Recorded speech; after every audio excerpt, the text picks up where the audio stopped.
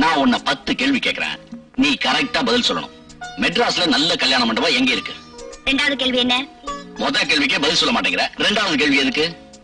10 கேள்வி கேளுங்க, மொத்தமா பதில் சொல்றேன். ஓகே. ஒரு அழகான பொண்ணு இன்னும் அழகா தெரியணும், அப்படிப்பட்ட கல்யாண புடவை எங்க எடுக்கலாம்? நெக்ஸ்ட். கல்யாண சாப்பாடு நம்மளே சமைச்சிட்டா நல்லா இருக்குமா, இல்ல ஹோட்டல்ல இருந்து ஆர்டர் பண்ணி வரவழைக்கலாமா? முதல்ல கேள்வியை நிறுத்துங்க. கல்யாணம் யாருக்கு? எனக்கு தான். கல்யாண மண்டபத்துல இருந்து எல்லாம் ரெடி பண்ணியாச்சு. பொண்ணு பார்த்தாச்சா? பொண்ணை பார்த்தாச்சு. ஐயாவுக்கு ஓகே. இந்த ஊர்ல உங்களுக்கு பொண்ணு கொடுக்க கூட ஆள் இருக்கா என்ன? சொன்னா கோச்சுக்குவ. அந்த பொண்ணு என்னதான் கட்டிக்குவேன்னு ஒத்த கால்ல நிக்கிறா. ஏன் இன்னொரு கால் நொண்டியா? இதான வேண்டாங்கிறது. சரி சரி சொல்லுங்க.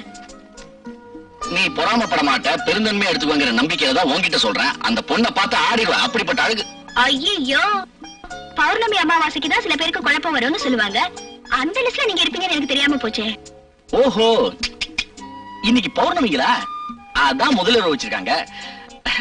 வந்து எனக்கு நீங்க ஒரு ஹெல்ப் பண்ணணுமே, நீங்க தப்பா நினைக்கலனா? எனக்கு இதான் முதல் கல்யாணம்.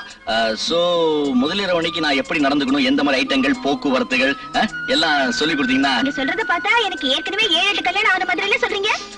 அது ஒண்ணு இல்லைங்க, கல்யாணத்துக்கும் ஃபர்ஸ்ட் நைட்டுக்கும் சம்பந்தமே இல்லைன்னு பெரிய பெரிய விஞ்ஞானிகள் சொல்லிருக்காங்களே. விஞ்ஞானிங்க சொன்னாங்களா? என்ன தைரியம் இருக்கணும். ஐயோ,